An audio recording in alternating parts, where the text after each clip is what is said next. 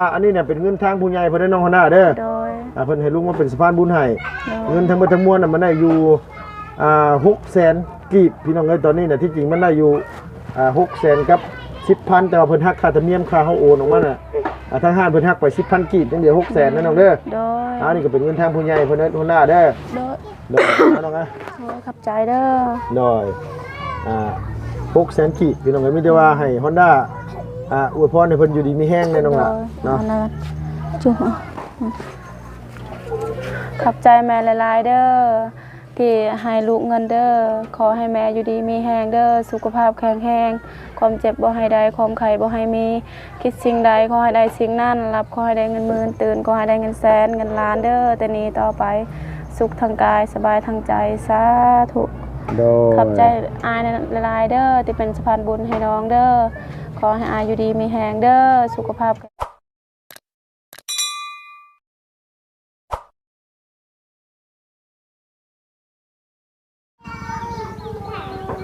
เนาะพี่น้องเปิดคลิปมาพี่น้องเอ้ยเนาะ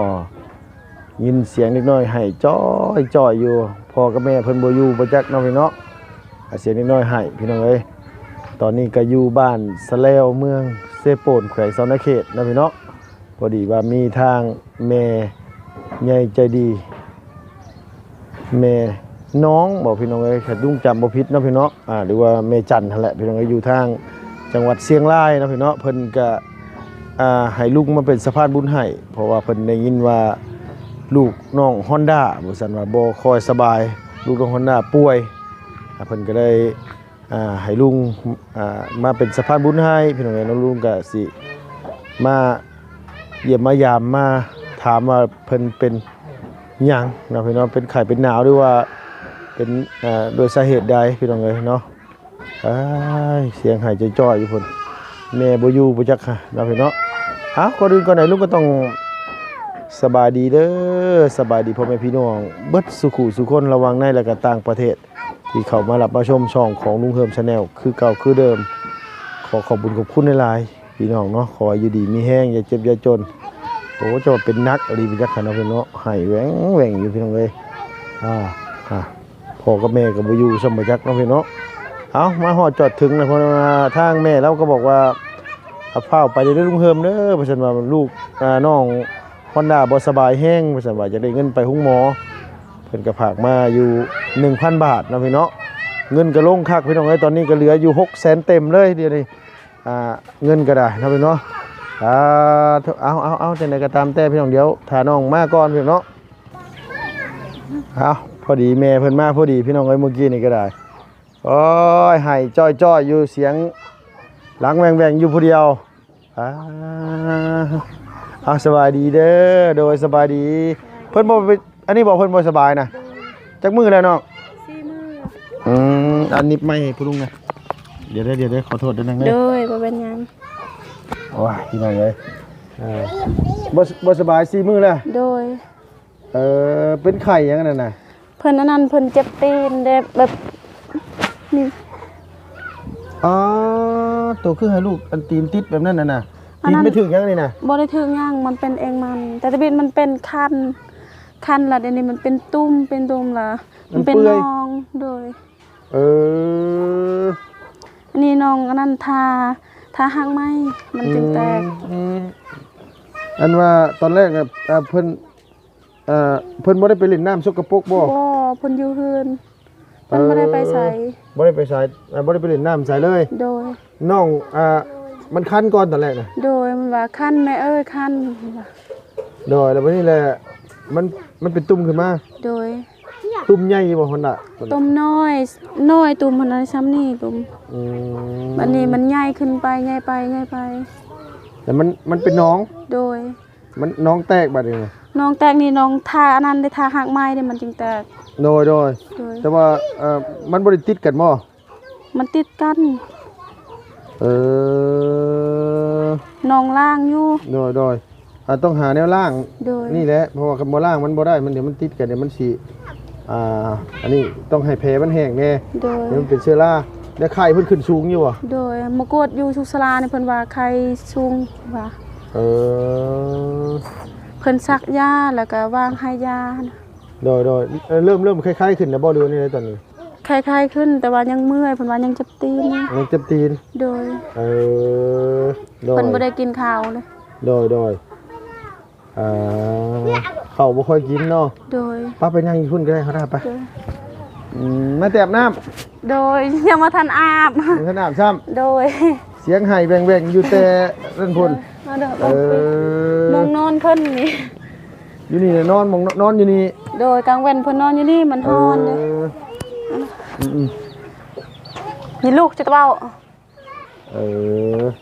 ว่าไงเพิ่นก็อันว่าอันนี้เนาะ โดย อันว่าเวลานี่ก็พื้นเกิดกองไม่นี่บ่ โดย ก ล้องอยู่นอกพุ่นยันเปียกเพิ่นตก ฝนตกมาเนี่ยมันเปียก โดยยันดังบ่ได้มันเปียก มองเอามองนั่นน่ะคือเฮือนตัวมองจุ้ฟื้นจุ้ฟ้านั่นเพิ่นบ่ได้ขังมันคือเฮือนเขาเจ้าว่าซั่นนะ บ่ โอ้เป็นมันนี่จะไรมา โดยแบบยามฝนตกนี่ละบาก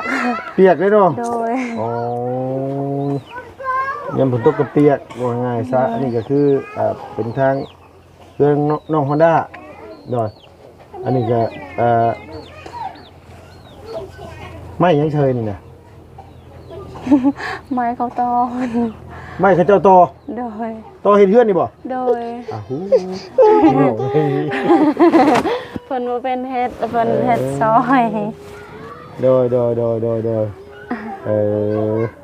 น้องให้น้องนั่งอยู่ก็ได้ใช่ป่ะ บ่ติภูมิเนาะเพิ่นว่านั่งบ่ได้เวียนหัวจากลม โอ้นั่งบ่ได้วินหัวจากลม โดย เป็นนี่เจ็บแห้งบ่ล่ะเจ็บแห้งบ่ ไอ้เร่งล่ะโดยเพิ่นว่า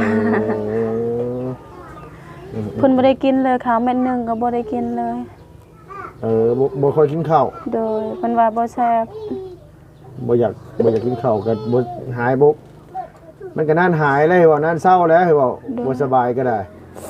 บ่อยากข้าวบ่ล่ะ บ่ได้ดาวเห็นไปโดย ลูกตัวมีจักคนเท่าน่ะ สอง เออ นี่ อันนี้ผู้กกบ่ โดยผู้คน อันนี้เมื่อวานนี่ลุงก็คุยกับแม่เพิ่นนั้นว่าก็นึกว่าให้ไปหาทั้งนางป่า โดย เล่นเขาผู้บ้านอะไรใหญ่ผู้เข้าไปแล้วบัดอันนี้บัดโทรหาแล้วว่าโอ้บ่แม่นเลยทำเด้อเพิ่นมามาบ้านน้อง Honda เพิ่นเอ้าก็เลยได้อันว่ามามื้อนี้เมื่อวานนี่ก็แล่นออกมาที่พุ่นก็แล้วก็ลุงก็เข้าไปบ้านอันนี้พี่น้องเอ้ยว่าสิมาแต่เมื่อวานนี่แหละแต่ว่าแต่มีทั้งนั้นหมดเข้าไปบ้านอะไร นั่งนี่เลย เลย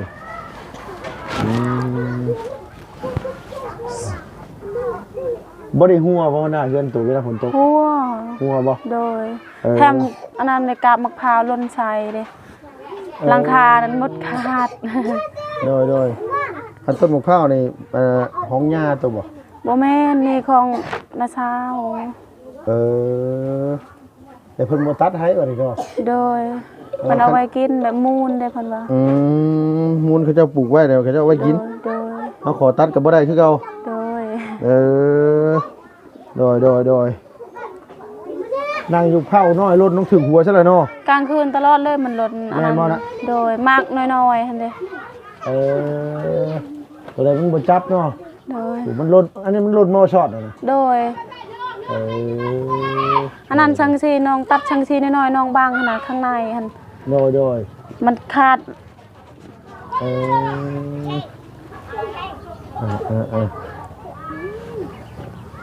อันนี้นี่จ้างเพิ่นเฮ็ดบ่น้องหรือว่าเฮ็ดบ่ได้จ้างเฮือน จ้าง5ล้าน จ้างเฮ็ดนะ โดย เลยเขาเจ้าเฮ็ดเขาเจ้าบ่ได้เฮ็ดบ่เป็นเอาว่าไงจัง โดย เจ้าเฮ็ดบ่เป็นพี่น้องเอ้ยเบิ่งแล้วเขาเจ้าบ่ได้เฮ็ด เวลาฝนตกนี่น้องย่าน ย่านเฮือน บ่ได้นอนเลยกลางคืนโดย ยังมันล่มบ่ โดย ยังมันปิว มันบ่จำเลยนี่เด้ แล้วน้องยาน โดยแต่ก็แปลกเลยพี่น้องเพิ่นเอาอันทั้งที่มีตีนเสาแต่เพิ่นเอาไม้ใส่เนาะ โดย เพิ่นคือเอาไม้ใส่ทุกอันบ่ะคือตัวนี้มัน มันเตี้ยกว่าตัวนั้นบ่ โดย เอาไม้ห้องขึ้นมา โด นี่ ย กูเอ้ยดอ เพิ่นบ่เป็นเฮ็ดแต่ว่า ดอ บ่มีไผตอนนั้นบ่ฮู้สร้างเด้เอาอายพวกเราเองเฮ็ดอายพวกน้องเอง โดยเมื่อกี้เพิ่นบ่ค่อยเป็นเฮ็ดแล้วเพิ่นก็ได้อันว่าเฮ็ดตามมีตามเกิดเนาะ โดย เรื่องเลยเป็นได้4มื้อเลยติ โดย 4มื้อนี่บ่ โดย อืมไปหา มัน หมอ ทางใหม่ พา น้องหันพันธา พาไปหาหมอสุขศาลาบ่ โดย แล้วเพิ่นว่าเป็นได้ตีน้องเพิ่นว่าเป็นยังไง เพิ่นว่าบ่เป็นหยัง เออ ท่านหมอเว้าบ่เป็นหยังน้องย่านแบบ ให้พ่อปู่ไปอันนั้นไปเอาหักไม้หมู่อยู่บ้านนี่ โดย แล้วก็ต้มให้มันร้อนแล้วก็หดนั่นแหละมันจึงแตกโดย ผมเมาเนาะ โดย เพิ่นมาบ่ได้มีแนวปักในหยังบ่หั่นน่ะ บ่ เพิ่นว่ามันเป็นธรรมชาติบ่ โดย เป็นฟรีบ่หรือเป็นหยังเนาะ เพิ่นแบบน้องบ่ฮู้เพิ่นว่ามันเป็นเองมันบ่เป็นหยังเพิ่นว่า อ๋อโดย แล้วเพิ่นก็ฉีดให้ยาอยู่ เพิ่น แต่ตะบิดมันเป็นขนาดคันแต่ตีนนี่ขึ้นอยู่กระต้นกระโตเพิ่นคันหมด ตุ่มช้ำนี่ตุ่มแดงหมดเป็นตัวลาว ต้นแรกหั่นใด โดย เออและ เจ็บได้เนาะคันบ่เพิ่นว่าคันบ่ได้ถามเราคันบ่ บ่เราว่าเจ็บเดี๋ยวนี้แต่ตะ เจ็บ บิด บ่ มัน ล่ะ เป็น เจ็บบ่ ไอ้ล่ะแต่ตะบิดมันเป็นนั่นคันแล้วว่าเดี๋ยวนี้มันเจ็บ โดยเฮ็ดหยังซุมื้อนี้เฮาหน้าโต อันนั้นรับจ้างปลูกมันแล้วก็ทางให้เอง ทางให้เนาะ โดย ไป แล้วก็ ทายทางเลย อยู่พุ่นอยู่ป่าพุ่น อยู่ภู โดย เออ พาลูกไปนำ เอาลูกไปนำ โดย พาลูก2คนนี้ไปนำเวลาเพิ่นให้ล่ะกลางเว้นละเมื่อแบบนั้น ถึงเว้นน่ะมา โดย ก้วงอยู่ไว้ให้ตัวกะ หน่อยเดียวแบบพอดีเฮ็ดซ้ำผู้เดียวเนาะขนาดแบบเปลี่ยนกันกับผัวเวลาผัวไปเจอเฮาเอาลูกในนั้น สมมุติว่าบ่ได้ไปพร้อมกันบ่จ้ะ แต่น้องทางนี่ไปพร้อมกันเวลาลูกบ่ได้เจ็บบ่ได้ไข้ไปนำกัน เวลาลูกเจ็บไข้นี่ก็เปลี่ยนกันแบบนั้นน้องไปเอาแฮงเอ้ยยานี่ อ๋อเอาให้นางย่าไปซอยดิ โดย เด้อ ทางให้น้องแล้วก็แล้วให้น้องแล้วทางให้เพิ่นอีกแบบนั้น โดยแล้วว่าไงก็คือเอาแห้งซอยกัน โดย ให้ติดกันบ่ใกล้กันบ่ ใกล้ๆกัน ดินของเจ้าเองบ่หรือว่าดินไผ ดินแม่ย่า ดินแม่ย่า โดย อ๋ออันหลังนี่เฮือนลุงตัวบ่เรือใช่มั้ย โดยเฮือนอายพัวนี่ เฮือนไอ้ผัว โดย เฮือนย่าตัวหลังได้จ้ะ นี่เฮือนย่า หลังนี่บ่ โดย อ๋อโดยอันนี้คือเฮือนแม่ย่าเพิ่นตัวนี้เฮือนอ้ายผัวแล้วตัวนั้นคือเฮือนอ้ายผัวพี่น้องเอ้ยรับจ้างไปทางให้แล้วก็ปลูกมันต้นหมู่แล้วก็ตัดกล้วยแบบนั้น ตัดกล้วย โดย ไป ไปเอาปีกล้วย แบบเวลาเพิ่นบ่ได้จ้างเราไปเอากล้วยเองอันนั้นแหละ โดย ขายแต่ว่าได้แล้วหมดซื้อข้าว เขากินกับบ่พอแน่นอน โด เนาะ ย คิดว่าได้จักสอบอันว่าเฮ็ดแต่ละปี ปีกกายนี่น้องได้13กระสอบข้าวเปลือ ปี ก กายนี่มี13สอบ โดย เออ แบบผู้เดียวน้องเฮ็ดเปลี่ยนกันกับผัวเด้บางเทื่อน้องเอาลูกแล้วผัวไปแบบนั้นเปลี่ยนกัน เวลาเพิ่นอยู่แล้วก็พาเพิ่นไปนํเวลาเพิ่นบ่อยู่เพิ่นให้ล่ะเปลี่ยนกันแบบนั้น มันไปพร้อมกันบ่ได้เนาะ โดยบ่มือตอนที่น้องไปทางให้พาลูกไปนํเพิ่นให้แซวๆบ่ได้ทางเลยเมื่อซื่อๆแล้วก็บัดนี้ล่ะเปลี่ยนอีกเจ้าไปก่อนเมื่อเจ้าเฮาอีกแบบนั้นเว้าน้ำผัวเปลี่ยนกัน โดยพอง่ายๆก็เปลี่ยนกันเฮ็ด โดย แต่ซั่นนี่บ่ได้กินเนาะเฮ้ยเนาะ โดย ซอยกันเฮ็ดซอยกันทำใครดอกคอยเฮ็ดไปหั่นแหละรับจ้างเขาให้มื้อเท่าไหร่อัน มื้อละแสน มื้อละแสน โดย 10มื้อได้ล้านหนึง โดยแบบเพิ่นบ่ได้จ้างตลอดนะ2อาทิตย์3อาทิตย์เทื่อนึงเพิ่นจ้าง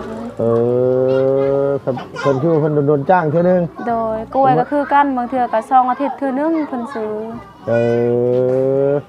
ปัจจุบันเพิ่นซื้อแล้วเฮาไปตัดให้มาให้เพิ่น โดย เพิ่นจ้างเฮาบ่หรือว่าเฮากล้วยเฮา บ่ เอง กล้วยเฮาเองแบบไปตัดแล้วก็ไปขาย อ๋อ แบบมีคนจ้างก็ไปตัดกล้วยเพิ่นแบบเพิ่นบ่จ้างก็ตัดกล้วยเองแบบนั้น โดย โดย ว่าไงคือกล้วยเฮาเองเนาะ โดย แต่เพิ่นมาซื้อแล้วเฮาก็ไปตัดไปแกะลงมา โดย เครือนึงเท่าไหร่เฮ้ยเนาะประมาณ บางเทื่อก็150,000บางเทื่อก็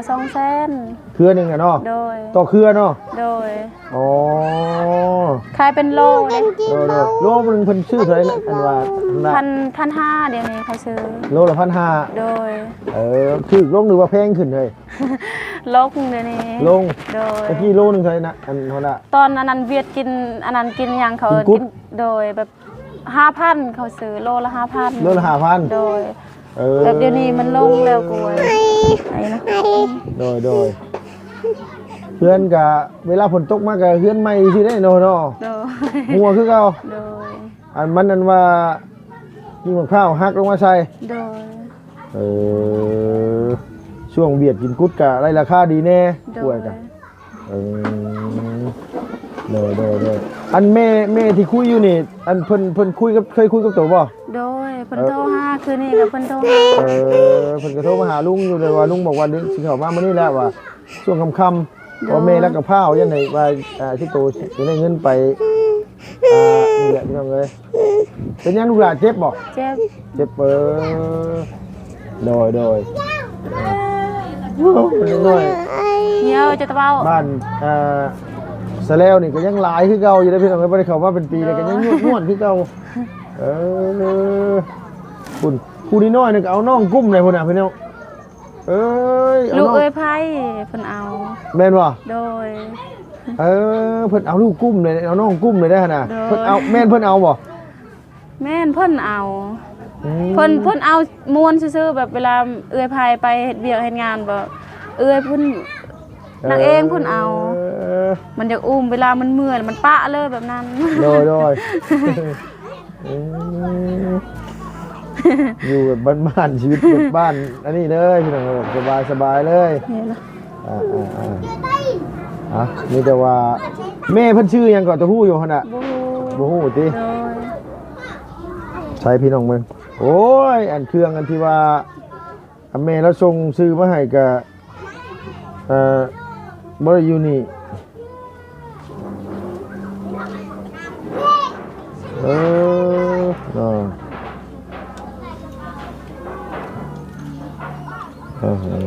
แต่ว่ารู้แต่ว่าแม่เพิ่นอยู่เชียงรายพี่น้องเอ้ย โอ้นะคะ แต่จำบ่ผิดกับแม่น้องกับแม่จันนี่แหละ2คนเนี่ยเพิ่นอยู่เชียงรายพี่น้องเอ้ยอันทางเพิ่นจะดีเพิ่นว่าแต่ว่าโตที่เพิ่นเขียนมาให้ลุงน่ะลุงเอาเครื่องโทรศัพท์เครื่องนี้เบิดค่ายบาดนี้โอ้ยโดยเบิ่งพี่น้องเอ้ยคือผู้ใหญ่เพิ่นฝากเงินมาให้ลุงน่ะ 1,000 บาทเด้อน้องเด้อ โดย 1,000 บาทน่ะมันได้อยู่ 600,000 เป๊ะเลยชั่วโมงนี้ โด น่ะ ย ผมว่าเงินลงแห้งเงินบาทก็ลงพี่น้องเอ้ยก็บ่ถือว่าลงแห้งหรอกเพราะว่ามันตะกี้มันได้ 600,000 กับ30,000 กีบ โดย ช่วงหลังๆนี่จะว่าแต่เงินบาทเงินเหรียญพี่น้องลงหมดเลยเดี๋ยวก็เลยอันนี้น้องพี่น้องแม่เพิ่นก็เอาฝากมาให้พี่น้องเพิ่นก็ให้ลุงมาเป็นสะพานบุญให้แม่เพิ่นมามอบเงินให้น้องฮอนด้าแล้วเพิ่นว่าลูกน้องบ่สบายนะเพิ่นเนาะก็สิมามอบเงินมอบทองให้น้องเพิ่นพอได้พาลูกไปหาหมอ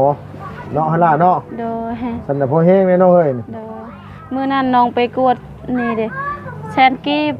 แสนกีบ โดย มีเงินอยู่แสนกีบ โดยเพิ่นเอา 80,000เพิ่นเอา เพิ่นเอา80,000กีบ โดยขายกล้วยได้อยู่แบบว่าซื้อข้าว ส่วนหลายก็ซื้อเขาเนาะ โดย มันบ่พอสิได้เก็บได้กำเนาะ โดย พอสิได้อันนี้มีแต่ว่าอันนี้เนี่ยเป็นเงินทางผู้ใหญ่เพิ่นได้น้องฮอนด้าเด้อ โดย เพิ่นให้ลุงมาเป็นสะพานบุญให้ โดย เงินทั้งหมดทั้งมวลน่ะมันได้อยู่600,000กีบพี่น้องเอ้ยตอนนี้น่ะที่จริงมันได้อยู่600,000กับ10,000แต่ว่าเพิ่นหักค่าธรรมเนียมค่าเฮาโอนออกมาน่ะทางห้างเพิ่นหักไป10,000กีบจังเดียว600,000นั่นน้องเด้อ โดย อันนี้ก็เป็นเงินทางผู้ใหญ่เพิ่นได้ฮอนด้าเด้อ โดย เด้อน้องนะ โอ้ยขับใจเด้อ หน่อย600,000กีบพี่น้องเอ้ยมีแต่ว่าให้ Honda อวยพรให้เพิ่นอยู่ดีมีแห้งแน่น้องล่ะเนาะ จุ๊บขับใจแม่หลายๆเด้อ ที่ให้ลูกเงินเด้อขอให้แม่อยู่ดีมีแฮงเด้อสุขภาพแข็งแรงความเจ็บบ่ให้ได้ความไข้บ่ให้มีคิดสิ่งใดขอให้ได้สิ่งนั้นรับขอให้ได้เงินหมื่นตื่นขอให้ได้เงินแสนเงินล้านเด้อแต่นี้ต่อไปสุขทางกายสบายทางใจสาธุ โดย ขอบใจอายหลายๆเด้อที่เป็นสะพานบุญให้น้องเด้อขอให้อายอยู่ดีมีแฮงเด้อสุขภาพแข็งแรงความเจ็บบ่ให้ได้ความไข้บ่ให้มีเด้อคิดสิ่งใดให้ได้สิ่งนั้นรับขอให้ได้เงินหมื่นตื่นขอให้ได้เงินแสนเงินล้านเด้อสาธุ สาธุฮะนี่จะว่าลุงสิเมื่อได้นางเด้อ โดย โดยเอาไม้มาให้ผู้ลุงเนี่ยมาเศร้าไว้ๆเลยล่ะเด้อ ขอบใจหลายๆเด้อ โดยเศร้าไว้ๆเศร้าไว้ๆสิได้เล่นเล่นน้ำหมูได้เข้าโรงเรียนอยู่บ่นี่น่ะมันยังบ่ได้เข้าเลยเป็นได้คือบ่ให้น้องเข้าโรงเรียนเอาโอเคเมื่อแล้วหั่นน่ะเด้อโดยเศร้าไว้ๆล่ะเศร้าไว้ๆโดยพี่น้องเนาะอันนี้ก็มื้อนี้ลุงก็มาเป็นสะพานบุญให้ทางที่แม่ใหญ่ใจดีเฮาอยู่ทางจังหวัดเชียงรายเนาะพี่น้องเหนือสุดของประเทศไทยว่าซั่นว่าที่แม่เพิ่นก็ให้ลุงว่าเป็นสะพานบุญให้กับน้อง Honda เพราะว่าลูกน้อง Honda บ่สบายลูก Honda ป่วยเพิ่นซั่นว่าเนาะพี่เนาะแต่ได้ลุงก็ต้องกราบขอบคุณขอบมุกขอบใจทางอีแม่ใหญ่ใจดีเพิ่นหลายๆเนาะขอให้เพิ่นอยู่ดีมีแรงอย่าเจ็บอย่าจนสุขภาพพลานามัยแข็งแรงเด้อขอให้ร่ำให้รวยปรารถนาสิ่งใดก็ขอให้สมความมุ่งมั่นปรารถนาทุกๆประการนะพี่เนาะธุรกิจการงานยังอยู่ขอให้ประสบความสำเร็จสำหรับคลิปนี้ลุงไปแล้วพี่น้องบ๊ายบายสบายดีเด้อ